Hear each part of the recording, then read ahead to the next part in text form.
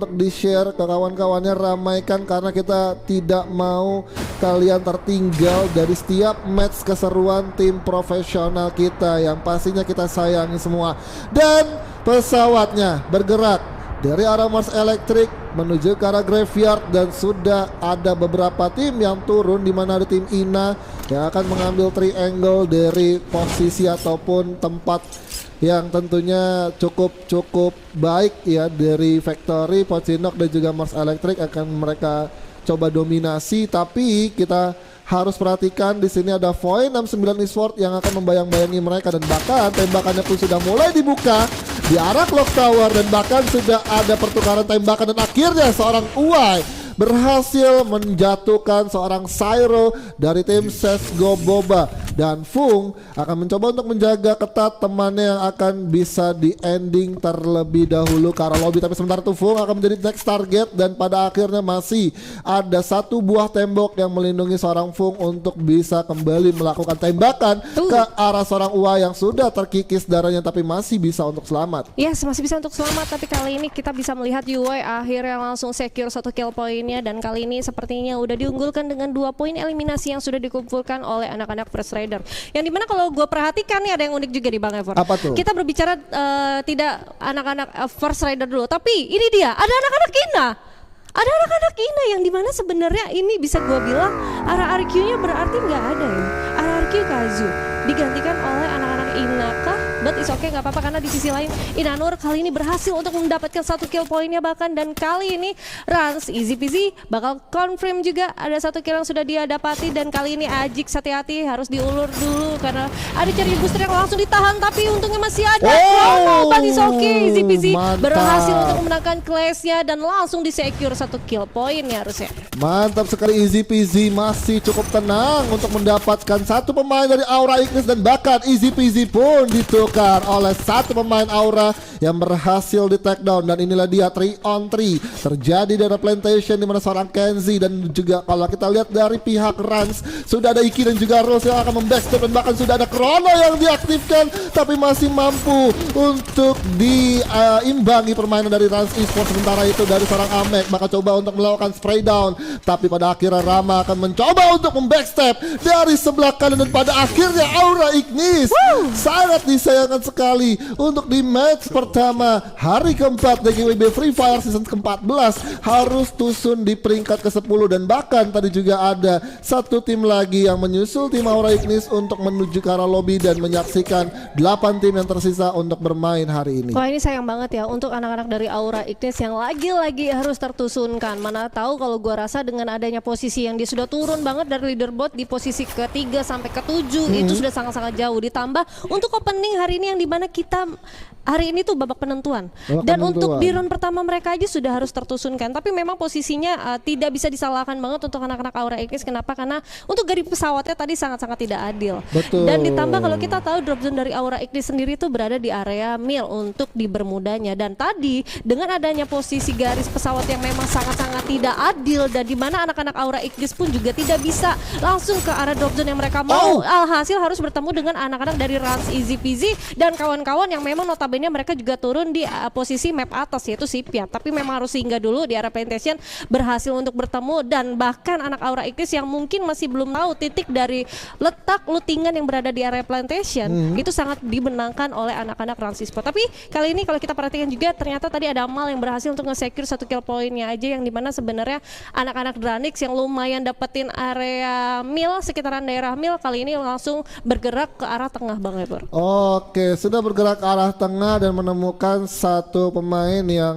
entah gua nggak tahu tujuannya apa, dia seorang diri di area pick lagi nyari apaan gua nggak ngerti, mungkin nyari sembako atau apa gua nggak paham ya gitu ya. Jadi ini benar-benar kayak lu udah harus dituntut untuk bermain 4 orang, tapi lu secara dari drop point lu aja itu mencar-mencar kayak kurap gitu. Jadi nggak usah terlalu greedy juga untuk looting di area-area yang memang sekiranya itu padat penduduk. Bahkan kayak area pick pun itu termasuk area yang sangat-sangat dipilih. Bahkan untuk kayak early looting itu masih wise untuk didapatkan gitu ya. Dan pada akhirnya memang Dranix sudah sampai di area pick, walaupun tadi juga sempat dimention ya kalau kita berbicara untuk tim Aura Ignis juga langganannya di area mil. Betul. Tapi gue nggak ngerti kenapa Dranix nggak bisa bertemu sama tim Aura Ignis. Kalau memang misalkan ya nih Aura Ignisnya turun di area mil, Dranixnya di Riverside, pasti kan dua area itu akan menjadi penghubung dan itu pun pasti akan bertemu di tengah-tengah, entah di patahannya ataupun di area pepohonan-pepohonan yang ada di sana gitu ya kan. Yang bikin mereka tidak bertemu karena anak-anak Dranix duluan mungkin lompat untuk dari titik pesawatnya, dan kali ini mereka mau nggak mau singgah dulu di area peak.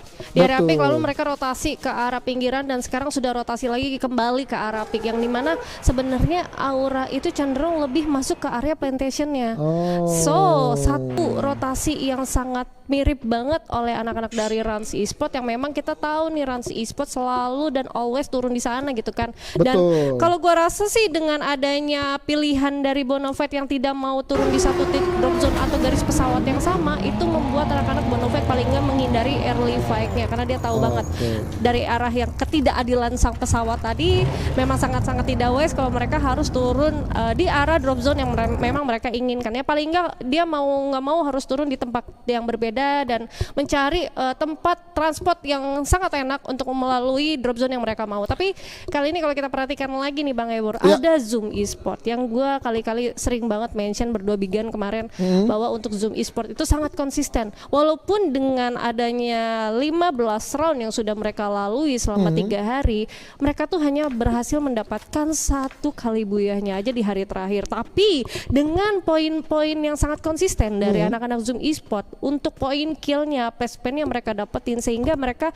masih masuk banget untuk ke top 6-nya Bang Ever. Betul, masih memungkinkan untuk Zoom Esports bisa mengamankan top 6 dan bisa masuk ke babak grand final. Dan gue sebenarnya juga setuju sih sama satu info yang mungkin dikasih tahu sama kamu dan juga Kak Bigan, bahwa memang Zoom Esports sendiri gue ngelihat nih ya, 4 member yang secara dari komitnya mereka itu jujur sangat-sangat gue suka banget. Mereka tahu objektifnya mau pilih apa, terus kayak untuk dari situasi juga mereka benar-benar bisa ibaratnya menerapkan situasi yang fleksibel. Karena kalau misalkan dari musuhnya mau coba buat ngehajar mereka, mereka juga siap untuk bisa terima gitu kondisi di mana mereka harus fight 4 lawan 4. Dan kalaupun mereka memang coba buat objektif ngamanin zona, ya mereka juga pastinya akan bisa ambil poin-poin ataupun cek-cek poin yang memang bisa diamankan untuk diambil di arah dalam zona. Dan tapi kalau kita melihat di sini, ternyata tim Zoom Esports memilih untuk berkunjung ke arah Sipiart dan seorang Rus sudah terpojok posisinya dan bahkan belum sempat untuk naik ke arah mobil dan akhirnya ditinggali oleh Iki dan dibiarkan seorang Rus akan menjadi bait untuk dari tim Rans Esports bisa mempertahankan placement point. Terus sementara itu seorang Rus sudah mempop up satu wall di sana, tapi nampaknya seorang Rus terkena damage yang sangat sakit dari charge booster. Masih ada seorang Lukman menggunakan satu respon gol yang sangat cepat dan pada akhirnya Rus harus terhentikan begitu saja di area Sipiart. Tapi di sisi lain di ada kill feed. Oh my god, what happened? EVOS Immortal harus tertusunkan di peringkat ke-8 di tangan Dranix Esports. Wow, ini luar biasa sih. Dranix Esports menunjukkan eksistensinya, di mana memang mereka beberapa kali di turnamen-turnamen lain agak sedikit mungkin terseok-seok ataupun gagal dapatin momentum yang baik, tapi pada akhirnya memang Dranix Esports masih bisa untuk memaksimalkan satu posisi mereka untuk bisa menang di tangan EVOS Immortal. Tapi kalau kita melihat di sini juga ada tim RRQ yang dimana perannya digantikan oleh satu member ataupun satu tim dari tim INA yang akan menggantikan Kazu yang lagi GR di play-ins FFBM. Yes, itu dia ya. Pokoknya kita selalu mendukung tim-tim yang tidak mengikuti acara rangkaian dari DGWB hari ini. Let's say bisa aku bilang mungkin ada Bonafide juga yang tidak mengikutinya dan ada GRC juga harusnya, dan ini yang bikin kita semakin lebih concern juga bahwa banyak banget sekarang anak-anak yang lagi berfokus tidak hanya kepada satu DGWB aja, tapi kita tetap harus mensupport mereka ya kan, karena apapun yang mereka pilih itu adalah pasti hasil yang terbaik juga. Betul. So kita bakal back to the game aja. Kenapa? Karena ini unik banget. Walaupun RRQ Kazut benar-benar sudah tergantikan posisinya, tapi kita bisa mention lagi untuk poin leaderboard dari RRQ Kazut itu 212 yang benar-benar sudah jauh banget gap poinnya dari posisi rank kedua, yaitu anak-anak dari First Rider. Jadi is okay, nggak apa-apa walaupun perform mereka dari anak-anak INA mungkin masih masih kurang bagus, tapi paling enggak mereka tuh paling enggak bisa menggantikan posisi yang dimana sebenarnya sudah cukup aman. Betul, cukup aman. Tapi kalau kita melihat di arah map sendiri ada tim yang gak aman banget posisinya karena sudah bakal di sandwich dan bahkan terus disambut oleh tembakan-tembakan timah panas yang dilakukan oleh tim 7, di mana tim 4 dari Rans Esports juga sudah memilih jalur yang agak sedikit salah menurut gua dengan mungkin pemilihan dari drop point ataupun drop compound yang mereka pengen coba buat secure. Tapi pada akhirnya kita masih fokus dulu ke arah tim RRQ yang diwakilkan oleh tim ini, di mana udah ada adu pelontar sini adu pelontar, dan kalau kita melihat seorang Sahin sudah melakukan satu pengurangan dirinya dengan menggunakan duel, dan pada akhirnya seorang Nur masih bisa berhasil mendapatkan satu korban di sana, dan akhirnya ada juga cover fire yang sangat baik, dan pada akhirnya satu pelontar terakhir dari seorang Nur bisa mengeliminasi tim lawannya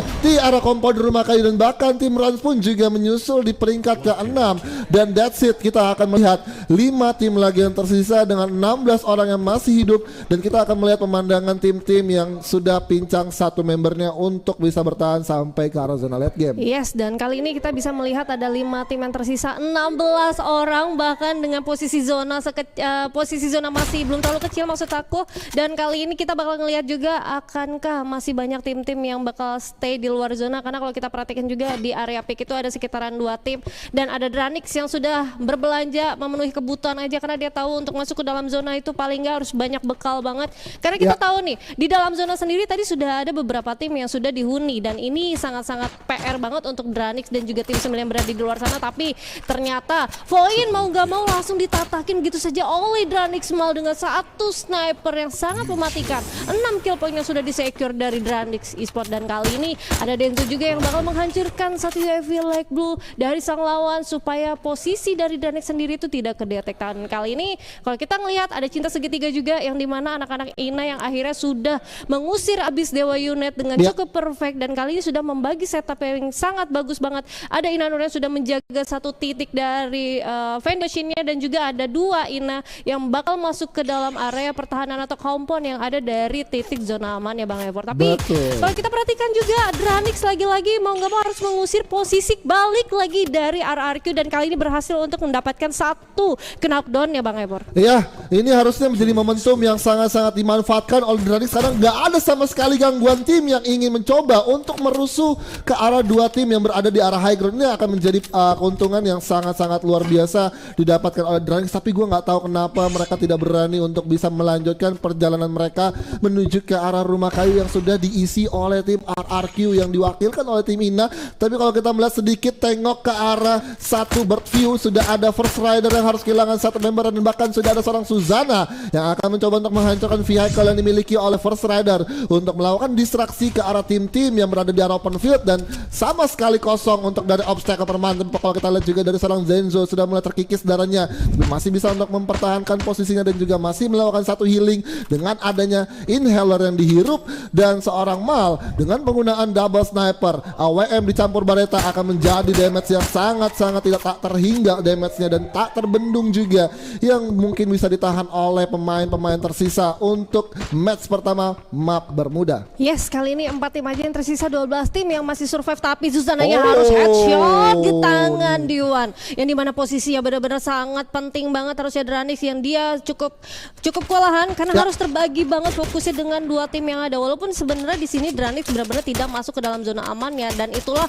posisi dari sang lawan mencoba untuk menggerus atau mencoba untuk ngedistract anak-anak Dranix supaya tetap tidak akan masuk ke dalam zona amannya. Karena apa? Karena poin-poin eliminasi ini cenderung sangat-sangat mematikan, apalagi ini adalah babak-babak penentuan, dan kali ini kita bakal melihat Otang aduh Aim, dan kali ini Otang juga harus terkena knockdown Bang Eko. Iya, harus terkena knockdown, dan bahkan dari seorang Mal mendapatkan korban selanjutnya. Pada akhirnya tidak terlalu aware dari sekitaran yang sudah dihuni oleh tim Dranix di arah high ground, dan bahkan masih ada seorang Putra yang menyimpan satu senjata pelontar dan sudah mulai mencoba untuk melakukan tembakan dan juga lontaran pelurunya yang dimiliki, dan pada akhirnya masih belum sampai ke titik di mana Dranix Esports lagi bertengger di atas atas. Tapi kalau kita melihat dari seorang Mal dan juga 3 kawannya, 2 kawannya lagi tersisa dari tim The Runix akan coba untuk komit tembakan ke arah Force Rider yang lagi kewalahan untuk berada di pinggir zona, dan bahkan sudah terbuka lagi satu peluang di sana, dan ini dia pemain The Runix dari seorang Denzo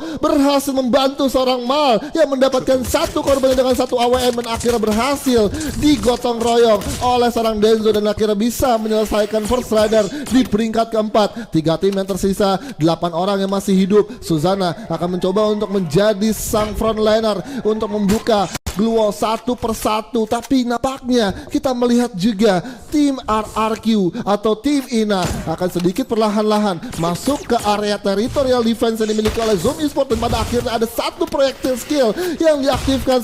Skyler sudah melayang tapi masih belum bisa untuk menghancurkan Glue Wall. Tembakan demi tembakan sudah mulai dilakukan. Satu orang di sana, seorang Suzana sudah mulai kebingungan, sudah mulai kesulitan. Posisi Dranis terancam. Apakah ini akan menjadi satu posisi yang sangat-sangat harus diterima oleh Dranis untuk berada di peringkat ketiga, tapi sementara itu seorang Lukman sudah berhasil men-spray ke arah seorang Denzo yang ingin berlari masuk ke arah safe zone, dan Dranis dibiarkan begitu saja untuk mati di luar zona. 2 tim tersisa, 3 lawan 2. Seorang Nur sudah mempersiapkan pelontar di tangan, langsung dikeker, meletup balon hijau. Hatiku sangat kacau, dan Putra agak sedikit kena mental sedikit, tapi pada akhirnya masih ada lagi pelontar mengenai pemain dari Zoom. Tersisa 1 orang, masih berhasil untuk di revive, dan itu menutup gamenya di match pertama. Bermuda dan tim RRQ yang berhasil buya untuk hari ini. Wow, luar biasa, Nur.